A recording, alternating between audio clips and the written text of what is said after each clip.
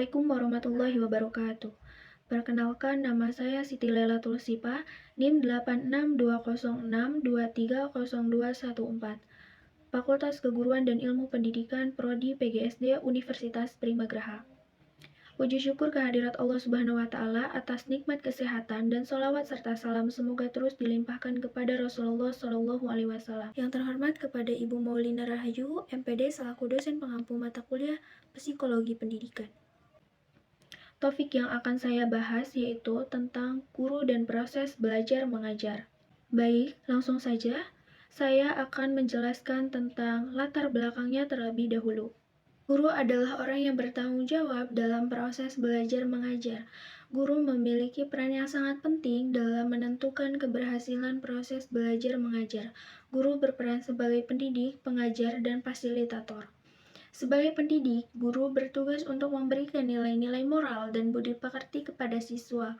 Guru juga bertugas untuk mengembangkan potensi siswa agar menjadi manusia yang utuh dan bermartabat. Sebagai pengajar, guru bertugas untuk menyampaikan materi pelajaran kepada siswa. Guru harus memiliki pengetahuan yang luas tentang materi pembelajaran yang akan diajarkan. Guru juga harus memiliki keterampilan pengajaran yang baik agar materi pembelajaran dapat disampaikan dengan efektif dan efisien. Sebagai fasilitator, guru bertugas untuk menciptakan suasana belajar yang kondusif agar siswa dapat belajar dengan nyaman dan optimal. Guru juga bertugas untuk membantu siswa dalam memecahkan masalah yang dihadapi. Dalam belajar, proses belajar mengajar adalah interaksi dengan guru dan siswa dalam mencapai tujuan pembelajaran. Proses belajar mengajar dapat berlangsung di dalam kelas, di luar kelas, atau di mana saja. Baik, selanjutnya proses belajar mengajar terdiri dari beberapa komponen, yaitu yang pertama, metode pembelajaran. Metode pembelajaran adalah cara yang digunakan oleh guru untuk menyampaikan materi pembelajaran kepada siswa. Metode pembelajaran harus sesuai dengan tujuan pembelajaran, materi pembelajaran, dan karakteristik siswa. Dalam pembelajaran di sekolah dasar, metode pembelajaran yang dapat digunakan antara lain ceramah, diskusi, eksperimen, proyek, dan pembelajaran berbasis masalah. Yang kedua, media pembelajaran. Media pembelajaran adalah alat atau bahan yang digunakan untuk membantu guru dalam menyampaikan materi pembelajaran. Media pembelajaran harus sesuai dengan tujuan pembelajaran, materi pembelajaran, dan metode pembelajaran dalam pembelajaran di sekolah dasar. Media pembelajaran yang dapat digunakan antara lain buku teks, lembar kerja, gambar, video, dan model. Yang ketiga, evaluasi pembelajaran. Evaluasi pembelajaran adalah kegiatan untuk mengukur keberhasilan proses belajar mengajar. Evaluasi pembelajaran harus dilakukan secara objektif dan sistematis dalam pembelajaran di sekolah dasar. Evaluasi pembelajaran dapat dilakukan berbagai cara, antara lain yang pertama tes tertulis, yang kedua tes lisan, yang ketiga tes praktik, yang keempat tugas, dan yang terakhir atau yang kelima adalah portofolio. Selanjutnya, guru dan proses belajar mengajar dalam pembelajaran aktif. Dalam pembelajaran aktif, guru berperan sebagai fasilitator dan motivator. Guru bertugas untuk menciptakan suasana belajar mengajar yang kondusif agar siswa dapat belajar secara aktif. Guru juga bertugas untuk memberikan bimbingan dan motivasi kepada siswa agar siswa dapat belajar dengan optimal. Dalam pembelajaran aktif, siswa berperan sebagai subjek dalam belajar. Siswa didorong untuk aktif berpikir, bertanya, dan mengeksplorasi materi pembelajaran. Siswa juga didorong untuk bekerja sama dengan teman sekelasnya untuk memecahkan masalah. Berikut ada beberapa contoh peran aktif guru dalam pembelajaran aktif. Yang pertama, menyajikan materi pembelajaran secara menarik dan interaktif. Yang kedua, memberikan kesepakatan kepada siswa untuk bertanya dan berdiskusi. Yang ketiga, membimbing siswa dalam melakukan eksperimen atau proyek. Dan yang keempat, memberikan umpan balik kepada siswa secara konstruksi. Selanjutnya, strategi pembelajaran kooperatif.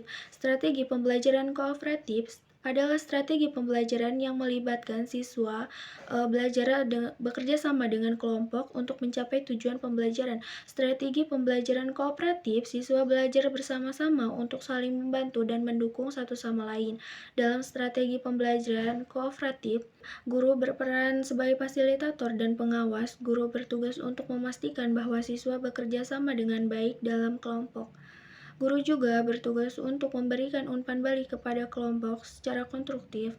Strategi pembelajaran kooperatif memiliki beberapa karakteristik, yaitu yang pertama, ada pembagian tugas dan tanggung jawab dalam kelompok. Yang kedua, ada interaksi dan kerjasama antar anggota kelompok. Yang ketiga, saling ketergantungan positif antara kelompok. Dan yang keempat, ada penilaian kelompok. Selanjutnya, strategi pembelajaran kolaboratif. Strategi pembelajaran kolaboratif adalah strategi pembelajaran yang melibatkan siswa untuk bekerja sama dalam tim untuk mencapai tujuan pembelajaran. Dalam strategi pembelajaran kolaboratif, siswa belajar bersama-sama untuk memecahkan masalah atau menyelesaikan tugas praktik.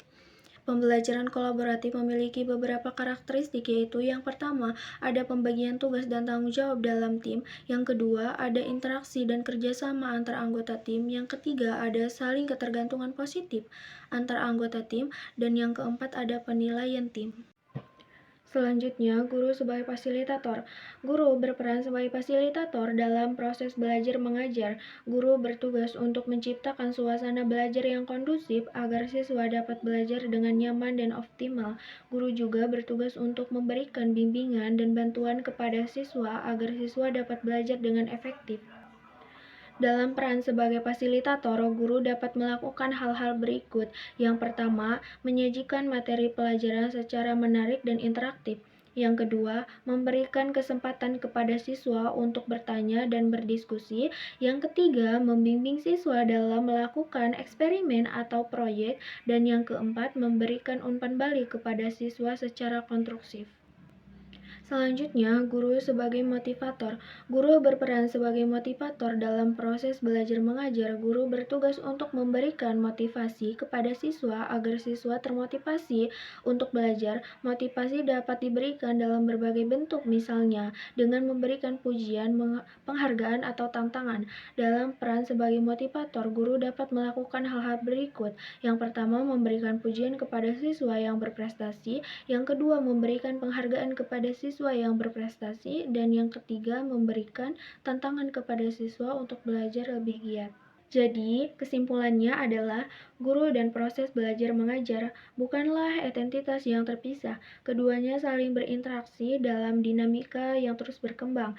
Dengan menguasai berbagai peran dan penerapan strategi pembelajaran yang tepat, guru dapat menjadi ujung tombak dalam menciptakan generasi yang cerdas, kreatif, dan mandiri. Ingat, guru tidak hanya mengajar tetapi juga menginspirasi. Melalui dedikasi dan kreativitas mereka, guru mampu membuka potensi siswa dan mengantarkan mereka menuju masa depan yang lebih gemilang. Mungkin hanya itu saja yang dapat saya sampaikan, kurang lebihnya mohon maaf, dan saya berterima kasih kepada teman-teman yang sudah melihat video ini. Semoga ilmunya bermanfaat ya untuk teman-teman. Saya cukupkan, terima kasih. Wassalamualaikum warahmatullahi wabarakatuh.